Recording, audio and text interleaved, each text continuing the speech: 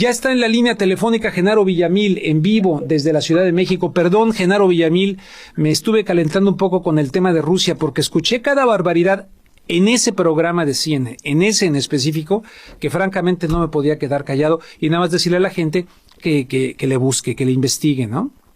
Así es, Rubén. Tú eres experto en todo esto de los medios, espero que no me veas así como energúmeno. No, para nada. Oye, primero que nada, te pregunto, Carmen Aristegui va a demandar al Estado mexicano. Me imagino que tú estás enterado perfectamente bien de ese asunto.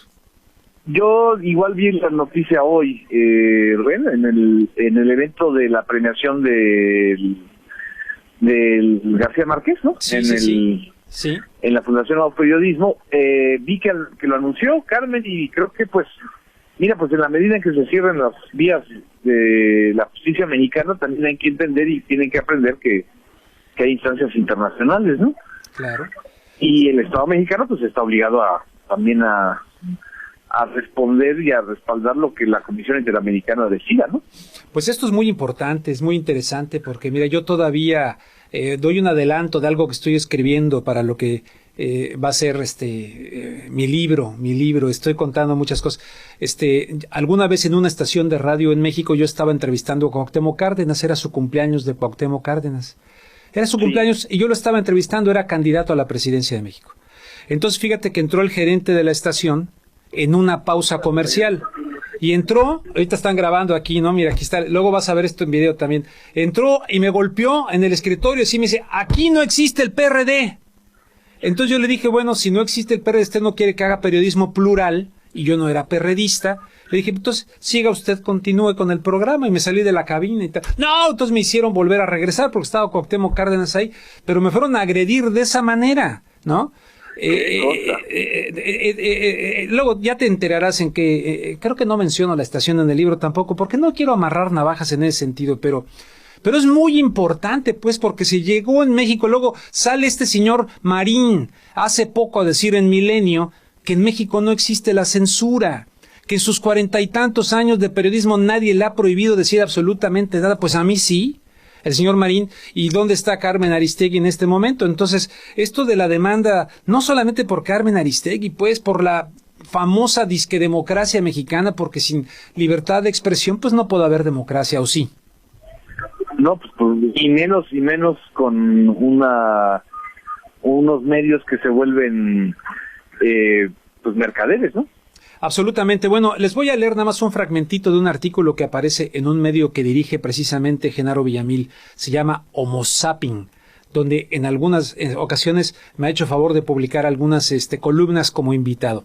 Y dice por aquí también escritor por autor invitado es Miguel Ángel Elorza Vázquez, y dice este artículo, dice, el número 2030 de la revista Proceso, fundada por Julio Scherer García en 1976, sorprendió con su portada al mundo mexicano del texto servidor y los medios afines al gobierno. En ella aparece el conductor estrella de Televisa, Joaquín López Dóriga, en el set del noticiero, enmarcado por un cheque a nombre del conductor expedido por el gobierno del Estado de México por 464,442.59, deben de ser pesos, ¿verdad? Y 5 palabras que resumen y exhiben el modus operandi de lo que el propio Julio Scherer en vida censuraba, los negocios de López Dóriga. ¡Wow! Y luego dice, en el interior de Proceso el reportaje, cuando el micrófono tiene precio, firmado por Genaro Villamil. Pues verdaderamente tremendo. Yo he escuchado esto desde hace muchísimos años sobre Joaquín López Dóriga, pero ahora parece ser que tú tienes documentos que comprueban, verifican realmente esto, Genaro Villamil. ¿Es cierto? ¿Vende el micrófono López Dóriga, que evidentemente es un acto de corrupción tremendo? ¿Sería un acto? Tal es cierto que no lo ha negado, Rubén. Es decir, él no ha podido negar pues las facturas que suman 240 millones de pesos solo en dependencias federales del 2000 al 2015. Eso sin contar, porque esas son las cajas negras del asunto, lo que él cobra a los gobernadores o lo que sus empresas Ancla y Aston cobran a los gobernadores de los estados, ¿no? Y en varios casos a municipios, ¿no? A alcaldes, digamos que pues por aparecer en sus comentarios de 30 segundos pueden pagar hasta $1,000,000, ¿no? O sea, es una verdadera alcancía de digamos, de la gacetilla electrónica, por llamarlo de alguna manera y de forma elegante, ¿no? Uh-huh.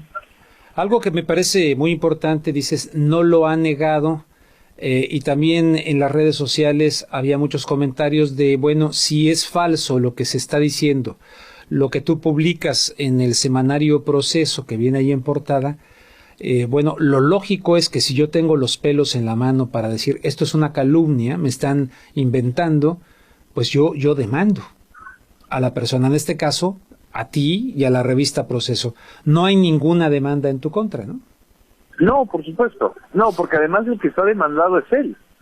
Él está demandado ahorita, o hay un juicio en proceso, un juicio penal, que le interpuso María Asunción Aramburu Zavala, la empresaria más importante de México, por un intento de extorsión, ¿no?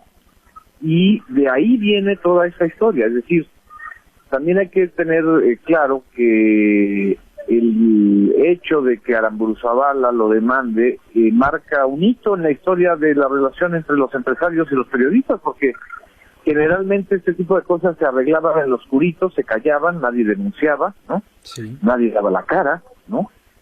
Era un secreto a voces que esto ocurre, no solamente en el caso de Joaquín, sino en el caso de otros comentaristas, ¿no? Pero aquí lo que se está exhibiendo es las entrañas de una relación perversa entre los grandes comunicadores, entre comillas, y el poder político, ¿no? Los grandes comunicadores, entre comillas, y el poder político. Estamos hablando, cuando dices de María Aramburu Zavala, pues no solamente de la mujer más rica de México, heredera de la fortuna de la cervecería Modelo, que en una entrevista contigo, creo fue contigo, ¿no? Donde dice, podré ser lo que sea, pero corrupta no soy. Soy niña rica, pero corrupta no soy. Te dice a ti algo, más o menos con otras palabras, algo así. Pero ella es, yo no estoy avergonzada del origen de la fortuna de mi familia, sí, porque no es dinero mal habido como el de López Dóriga. Exactamente. Te dice, esa fue la frase, digamos, que además él no ha podido revirar ni negar, porque Joaquín sabe que evidentemente hay muchísimos más elementos de los que uno puede documentar en donde está esta corrupción, ¿no? Uh-huh. Bueno, se decía de ella que, aunque vaya, se divorció, pero fue también la esposa del ex embajador de los Estados Unidos en México. Vaya, estamos hablando de una mujer que tiene un peso importante y que en algún momento dado formó parte de la propia Televisa, ¿no? Fue la segunda accionista después de Carlos Slim. Es decir, ella, Carlos Slim, formaron parte del fideicomiso que llegó a tener el 25% de las acciones de Televisa y que sacaron a Televisa de la crisis financiera en la que cuando toma Emilio Azcárraga Gallán la empresa después de la muerte del Tigre, pues él mismo invita a estos empresarios. Ya sabemos en qué derivó la historia con Slim, en una guerra de telecomunicaciones, y pues ya estamos viendo lo que está sucediendo con Aramburu Zavala, ¿no? En una disputa penal por el uso del micrófono para extorsionar, ¿no? Genaro Villamil, te pregunto, yo a veces, si lo comparto con algunos mexicanos que viven allá y con algunos mexicanos que vivimos acá, cuando estamos pendientes de Twitter y de las redes sociales y de este tipo de cosas, o cuando nos enteramos de este tipo de publicaciones, como en una revista tan importante como Proceso, decimos, bueno, algo va a pasar, ¿no? O lo recuerdo con aquellos libros de Anabel Hernández con respecto a Vicente Fox, etcétera, algo va a pasar. Y luego resulta que no pasaba absolutamente nada. No sé si por el pacto de impunidad del que habla Edgardo Buscaglia. Uno diría, con esto de la revista Proceso, tu información y lo que ha ocurrido con María Aramburu Zavala, algo va a pasar. Estamos hablando de la persona, no sé si estás de acuerdo conmigo, que a fin de cuentas fue el sustituto sólido porque Guillermo Ortega Ruiz pues no llegó a ocupar realmente ese perfil, ¿no? De Jacobo Zabludovsky, un poco como un ministro de información sin cartera del sistema político mexicano, Joaquín López Dóriga. Entonces, ante una situación de esta naturaleza, es un golpe informativo muy fuerte, o debiera serlo, si es que todavía tenemos cierta sanidad mental en México, me refiero a la mayoría de los mexicanos, pero resulta que desde acá vemos algo va a pasar, y a veces está uno en México, me dicen, y sí, uno siente que sí, marchan los de siempre, protestan los de siempre, pero ves a mucha gente adormecida. Yo tengo esa percepción, no sé si estoy equivocado. Sí, por supuesto, pero lo que está pasando, Rubén, es que este tipo de personajes ya no tienen credibilidad. Es decir, la gente podrá seguirlos viendo, pero ya no les cree. Entonces, lo que sí está pasando es que este tipo de reportajes, este tipo de denuncias públicas, a final de cuentas, al sector que finalmente sí está informado y que sí está participando, pues les queda muy claro, ¿no? Que no es un rumor, es algo que está sustentado, ¿no? Por supuesto, ojalá y este país cambiara a periodicazos, pero este país no está cambiando a periodicazos ni va a cambiar pronto, ¿no? Oye, ¿alguna reacción que tú sepas interna de Televisa? O sea, ¿está preocupado el señor Emilio Azcárraga? ¿Están preocupados dentro? ¿Se trata de la imagen? Él ha respondido, ¿no? Respondió en Twitter, no sé si lo haya hecho ante las cámaras. Yo ya no tengo televisión ni veo televisión. En mi casa no tenemos sistema de televisión, en la casa que espero un día me visites en Los Ángeles. Pero él respondió por Twitter y luego por ahí tacha de izquierdosos, y he leído ahí algunas cosas, ¿no? Incluso ahí hay una de estas cosas, un hashtag, ¿no? Que se llama en Twitter, que ya se hizo muy popular respecto a que se hace mártir, ¿no? Sí, López Dóriga mártir. López Dóriga, sí, creo que lo hizo Julio, ¿no? Julio Hernández lo propuso Julio Hernández, creo, no estoy seguro, de La Jornada, creo.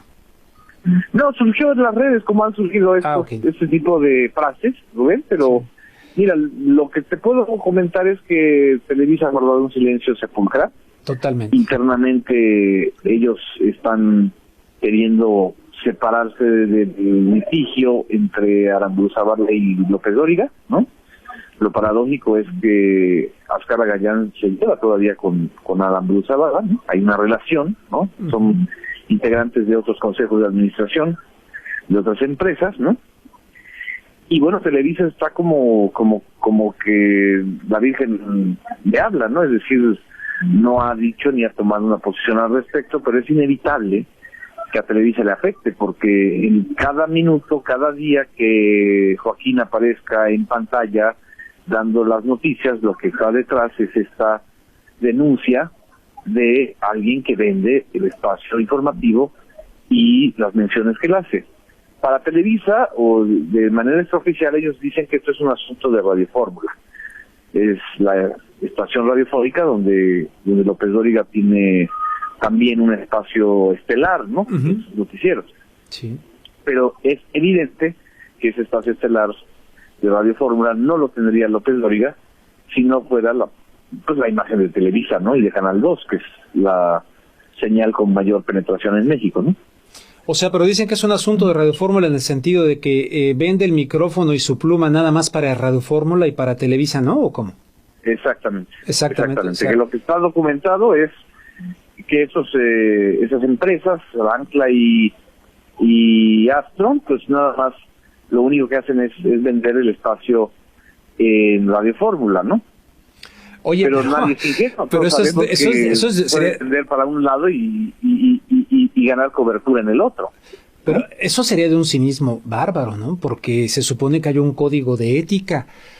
Yo acá en los Estados Unidos, cuando estuve en televisión, aunque te puedo comentar muchas cosas sobre ese famoso código de ética, ¿no? Pero se supone que te hacen firmar un código de ética. O sea, acá me comprueban que yo estoy en televisión y estoy vendiendo el espacio, digamos aquí en KPFK, pues no, o sea, no puedo yo afectar la imagen de la empresa para la cual trabajo haciendo algo indebido en ningún otro sitio, aunque no tenga que ver con la empresa.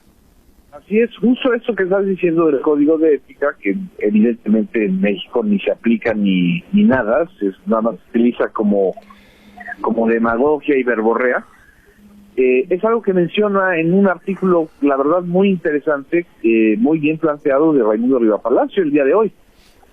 Que bueno, pues hoy justamente él publica eso. O sea, ¿En el Financiero será? ¿En el Financiero? Sí, mira. En el Financiero y en su blog, el Eje Central, ¿no? El Eje Central, sí. Lo que él está planteando es que este hecho o este tipo de denuncia y de documentación es una bofetada en la cara de la falta de ética de los medios masivos mexicanos, ¿no? En la medida en que no se toman medidas en serio, ¿no? Es decir, decir que todo esto es una calumnia sin denunciar, o sea, sin hacer una demanda por daño moral, ni tampoco desmentir no solamente los cheques o los convenios y los contratos, sino las propiedades inmobiliarias que Joaquín tiene. ¿Cómo se explica uno que un periodista pueda tener 7 departamentos en Bosque Real, que es una de las, en Bosque de Lomas, sí, es una de las zonas más caras del país? ¿Cómo te explicas que tenga 9 departamentos en Polanco, un yate de 40 millones de pesos? Digo, eso la verdad hace pensar que hay algo turbio, ¿no? Por mucho que pudiera ganar, porque es evidente que tiene algún salario muy, muy importante en Televisa y en Radio Fórmula, ¿no? Por mucho que pudiera ganar en esos espacios, como que no alcanza para tanto, ¿no? No, a menos que nos venga a decir como la gaviota, que la generosidad de Televisa de darle 80 millones de pesos para comprar una Casa Blanca, ¿no? O Pues sea, sí, es decir, que otra vez tengan el cinismo de inventar una historia, ¿no? Sí. Oye, Genaro, este tipo de cuestiones a veces se llevan a las redes sociales como catarsis, como desahogo, y la gente hace bromas y chistes, o incluso insultos, ¿no? Yo ahora veía cuando anunciaba de que te iba a entrevistar sobre el tema, insultos así muy a la mexicana, a López Dóriga, en fin. Pero así llevamos muchos años de muchas cosas, cuando que esto debiera traducirse en la creación y formación por fin de ciudadanía consciente que se indigne de que se le tome el pelo, de que se burlen de ella, de que le mientan. O sea, yo no puedo, cuando leo tu reportaje y todo, no puedo quitarme de la cabeza, ya no digamos muchas cosas de las cuales tal vez ahorita puedo platicar un poco en Imevisión, cuando era mi jefe, Joaquín López Dóriga. Pero, por ejemplo, cuando tuve enfrente a López Dóriga, que le hizo una entrevista infame, donde se notaba perfectamente, yo no sé si ahí estaba esta lógica, que se trataba que era de destruirlo, que saliera noqueado, como del box, saliera noqueado de ese ring en aquella ocasión Andrés Manuel López Obrador, después de la entrevista con López Dóriga, para que tuviera el efecto político que evidentemente estaban buscando que tuviera. Entonces esto es tremendo para la llamada democracia, ¿no? Es la nuez del problema en México. Si no cambiamos el sistema de comunicación, lo único que vamos a tener es una permanente presión de una sociedad que está indignada, alterada, encabronada, que no encuentra canales de comunicación más que los desahogos en redes sociales, ¿no? Y un sistema de medios masivos que son cómplices del poder y cómplices de esa corrupción. Tan grave es la impunidad política que está permeando en el gobierno de Peña, como la impunidad mediática de este tipo de fenómenos, ¿no? Entonces, si ellos quieren todavía tensar más la cuerda, que ya de por sí está muy tensa en México, pues evidentemente van a haber consecuencias que no son deseables, ¿no? Entonces, también ese tipo de reportajes, Rubén, yo creo que lo que son es un llamado a la conciencia y a hacer algo, ¿no? A que no se quede esto sin documentar, ¿no? ¿Cómo sientes tú que permeado, se dice, ¿no? En la sociedad mexicana esta información en este momento. En las redes sociales, repito, constantemente la gente lo está reproduciendo, pero te digo, estuve allá hace poco y me desespero con muchísimas cosas. Hablas con mucha gente. Yo pensé que la gente ya como que tiene muy fácilmente en su mente la crítica a muchas cosas y no necesariamente. No voy más lejos. Hace poco vino por acá una persona a Los Ángeles y me decía que le daba la razón a Donald Trump. Un mexicano me decía: estoy de acuerdo con Donald Trump de lo que dice de los mexicanos que vienen para acá. Le digo: ¿y tú cómo sabes? ¿Tú vives aquí? Le ponía yo un ejemplo a este muchacho. Le decía: oye, ¿tú has visto el ejército de mexicanos, por ejemplo, en el Valle de Salinas, en California, que produce, es la ensaladera de los Estados Unidos, produce el 80% de los vegetales que los estadounidenses consumen en sus mesas? Los producen una mayoría de mexicanos que están con las espaldas dobladas, no mojadas, sino dobladas en el Valle de Salinas, que los ves como un ejército así, y viene un mexicano acá y le da la razón así en una charla, tomando una copa de vino, a Donald Trump. Bueno, así como ese, hay muchos allá que verdaderamente no logro comprender. Si me permites, tengo que hacer una breve pausa, que básicamente en términos reales es musical aquí, pero para otros efectos es necesario que la hagamos. Regreso con Genaro Villamil, el autor de este trabajo periodístico que ocupa en este momento gran expectación sin duda en México, y lo estoy notando aquí en Twitter, que hay mucho movimiento y mucha gente. Ojalá, si me quieren hacer alguna pregunta en Twitter para hacérsela a Genaro, con mucho gusto. Entonces, estamos escuchando a Genaro Villamil en vivo desde la Ciudad de México, cosa que agradezco. Y has dicho que si se tensa más la situación en México es muy peligroso. Yo la otra vez Julio Hernández, precisamente del diario La Jornada, Julio Astillero, hizo un tweet que yo le hice retweet, a su vez, contestándole a Gabriel Cuadri. Gabriel Cuadri, el que fue candidato a la presidencia de México, que yo lo conocí también. Fíjate que lo conocí siendo comentarista en Radio 1000, donde yo trabajaba. Ahí él era uno de los comentaristas de cuestiones ecológicas, ¿no? De repente, resultó que fue candidato a la presidencia de México en las elecciones pasadas. ¿Y sabes qué decía Gabriel Cuadri en ese tuit? Decía que los padres de Ayotzinapa son unos vividores, que obviamente no van a resignarse a la versión gubernamental, que es la correcta, algo más o menos así decía, porque si no se les acaba el cuento, se les acaba la cosa políticamente y vivir del cuento, aunque no lo dijo exactamente, sí, pero esa era la idea. Entonces Julio Hernández puso: miren nada más, un vividor calificando a los padres de Ayotzinapa de vividores. Y así se las gastan. Luego escuché con Pepe Cárdenas a Rafael Cardona, periodista de larga trayectoria, dirigió Uno más Uno, en fin. Lo escuché que decía también, montó toda una teoría de la conspiración, que prácticamente a los padres de Ayotzinapa los estaba moviendo la Iglesia Católica, y vinculó al Centro de Derechos Humanos Agustín Pro, que denuncia todo esto, con Emilio Álvarez y Casa, hijo de José Álvarez y Casa, que estuvo muy activo por Cencos con lo de los zapatistas.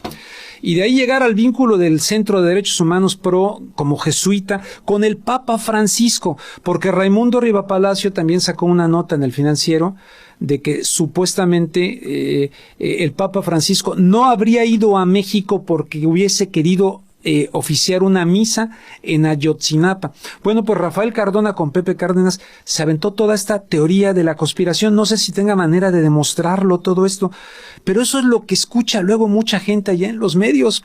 Te saco este comentario así un poco tal vez medio fuera de lo que estamos hablando, pero a fin de cuentas es información, y la información es donde la gente saca sus opiniones, ¿no? Así es. ¿Qué opinas de esto? No, y digo, la verdad es que son rumores y son lo que yo llamo el lado sincronizado, ¿no? El lado sincronizado cuando hay una consigna gubernamental que se replica a través de los voceros oficiales en las calles, ¿no? Que es parte de lo que está en el fondo del caso también López Dóriga, es decir, son resultados de investigaciones periodísticas o de líneas y consignas que desde el gobierno se lanzan para que lo repliquen pues quienes están al servicio del gobierno, ¿no? Entonces, ese tipo de comunicación, pues no es comunicación, es propaganda y es tierra sucia contra la gente de Ayotzinapa, ¿no? Sí. Es decir, una vez más, criminalizar a víctimas, o criminalizar a quienes están ejerciendo su elemental derecho a defender la vida de sus hijos. Sí. Sí, tremendo. Esto que narro y lo estoy ventilando aquí abiertamente, a mí nunca me hizo nada, ni yo a él. Yo era conductor ahí en Radio 1000, lo entrevistaba yo a Gabriel Cuadri, había otros comentaristas ahí, pero francamente, cuando leí eso, sigue diciendo que son unos vividores, ¿no? Estos personajes forman parte de esto mismo que tú denuncias de Joaquín López Dóriga. O sea, hay muchos chayoteros, hay mucha gente que esté pagada realmente beneficiándose, que estén vendiendo el micrófono, que estén haciendo negocios ilícitos que no tienen nada que ver con la democracia, con el periodismo verdadero en México, y que por lo tanto, como tú dices, pues esto tenga en un momento dado que reventar. Es que esa es la parte grotesca de toda esa historia. O sea, López Dóriga no es un caso aislado, es el caso, quizá la punta del iceberg, de un sistema de corrupción de la información. La información no es información, sino es propaganda pagada o golpes pagados desde el poder, ¿no? Uh-huh. Dice por aquí una señorita en Twitter, dice, se llama, déjame ver, Titi, y dice Titi, Rubén Luengas, fácil, dejen de verlo, eso le duele a la empresa.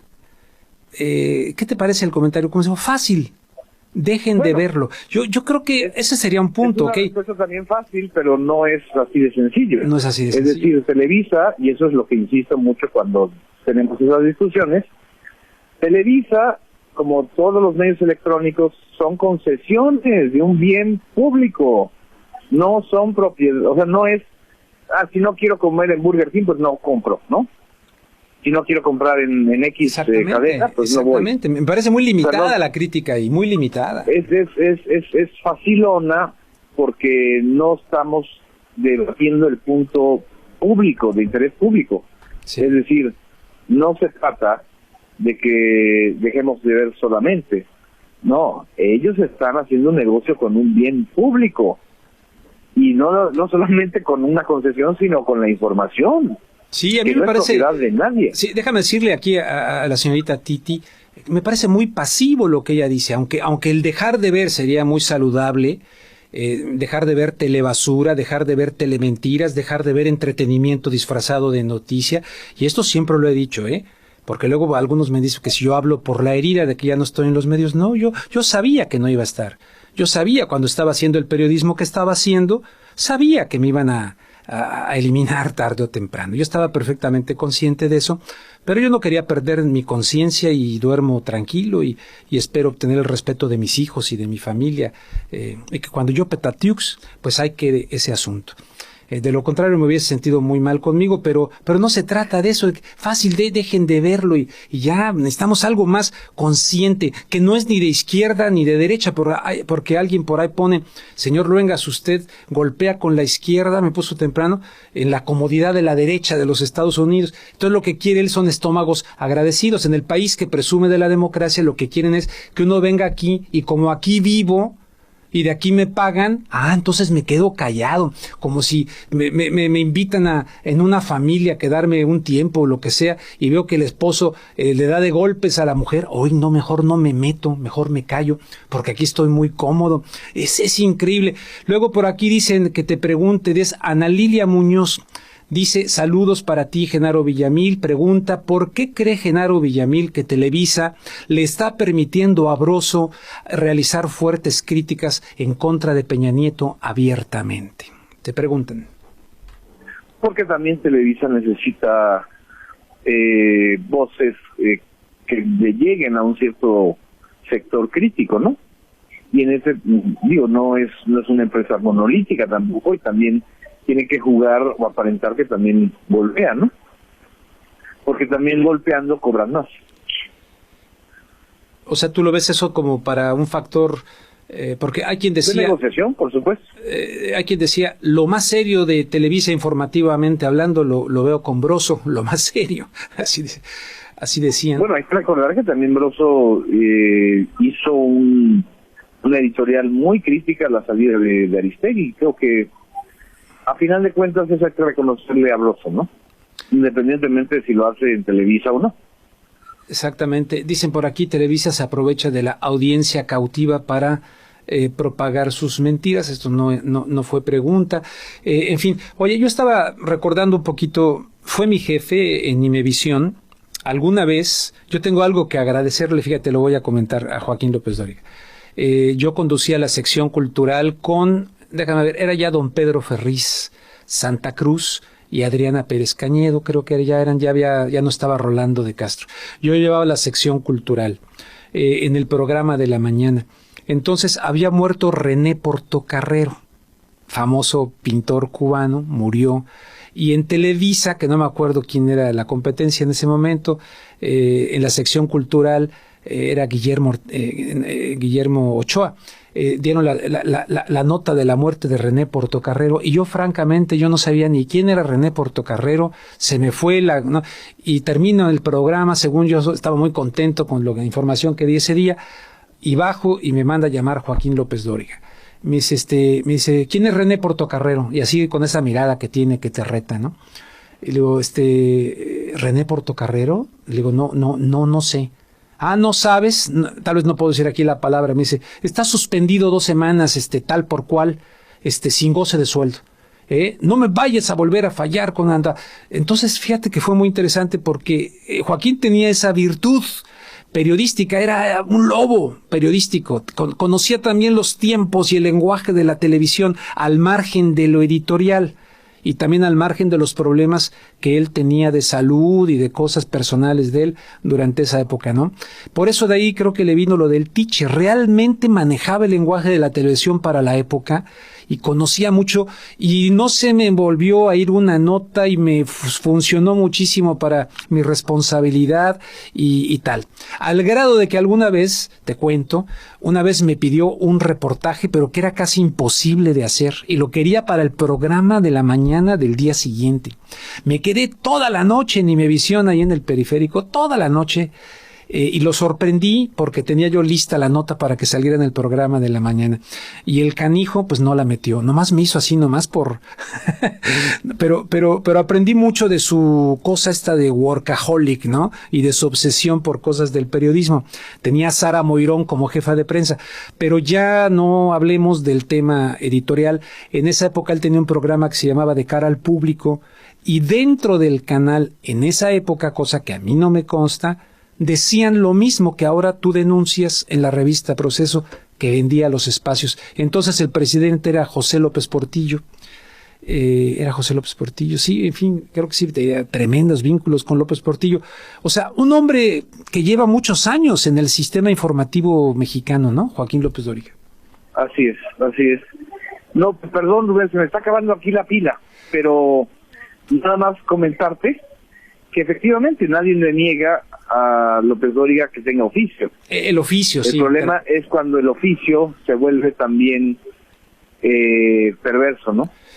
Y cuando el oficio también te hace perder piso, ¿no? Y te conviertes, pues, no en un periodista, sino en alguien que simula, ¿no? Bueno, oye, nada más, antes de que se acabe la pila, ¿cómo te coloca esto a ti como periodista en un México donde evidentemente se habla del riesgo de los periodistas y tener a un hombre tan poderoso que, de acuerdo con lo que se ha informado, amenaza incluso a este muchacho de apellido alemán que era delegado de alguna delegación donde también quería que firmara unos contratos y él no quiso y lo amenazó, o la misma Aramburu Zavala que también le dijo yo acabo con tu imagen, en fin, o sea, te estás ahí enfrentando periodísticamente de acuerdo a esto y repito, el día que Joaquín quiera platicar de esto aquí, Joaquín, adelante, ¿no? Pero lo dudo porque somos muy pequeños para ellos. ¿No corre también, hay peligro un poquito, no te preocupas un poco? Te estás enfrentando a un poder fáctico muy poderoso. Sé de qué tamaño es el alacrán que me aventé, eso sí te lo puedo decir. Y sé también que hay mucha gente que apoya, que está respaldando, Y sé también que esto no se puede hacer sin el apoyo de un medio comprometido con la crítica como proceso, ¿no? Pero bueno, digo, si no se corren los riesgos de hacer este tipo de denuncias, pues ¿para qué hacemos periodismo, no? Absolutamente. ¿Algo que quieras agregar? Porque ya me pusiste nervioso con eso de la pila y ahora vivimos un estrés en esta época. Es uno de los mayores estreses, si se puede decir así, que tenemos cuando se nos va a acabar la batería de estos aparatos. Así es. No, pues te agradezco muchísimo, Rubén. Muchísimo, y qué bueno que a final de cuentas, pues por lo menos la comunidad mexicana que está escuchando en Los Ángeles y la que nos escucha a través de las redes sociales, pues pueda también tener nuestras opiniones y nuestros enfoques sobre ese tema, ¿no? Absolutamente, porque vaya, es abrumador lo otro. Luego me dicen, quieren que también aquí, es que es abrumador lo otro. O sea que aquí jugamos un poquito al equilibrio, que no es un equilibrio suficiente, pues porque la gente a fin de cuentas no logra escuchar estos puntos de vista necesariamente por acá, salvo la excepción de esta estación KPFK. Pues te agradezco muchísimo. Antes de que se te acabe la pila, ¿dónde andas? ¿En la Ciudad de México? Aquí en la Ciudad de México. Ah, pues qué envidia, sí. Mano, me da envidia, porque con todo y los riesgos y todas las broncas y el tráfico y todo aquello, esta última vez que fui, hay algo de mí que resucita en la Ciudad de México, hay algo vital que pasa ahí en la Ciudad de México, por lo menos como que se siente uno en la realidad de gente que está luchando como ustedes por llevar a México hacia un puerto de mayor dignidad, ¿no? Así es, y mira, esta ciudad es muy vital, entonces no puede uno abstraerse de eso también, ¿no? Bueno, ahí te sigo en Instagram, te veo luego echándote unas chelas por ahí, la próxima vez que vaya, a ver si me invitas una chela, ¿no? Absolutamente, aquí nos echamos unos alcoholes. Sale, Genaro Villamil, te dejo tranquilo.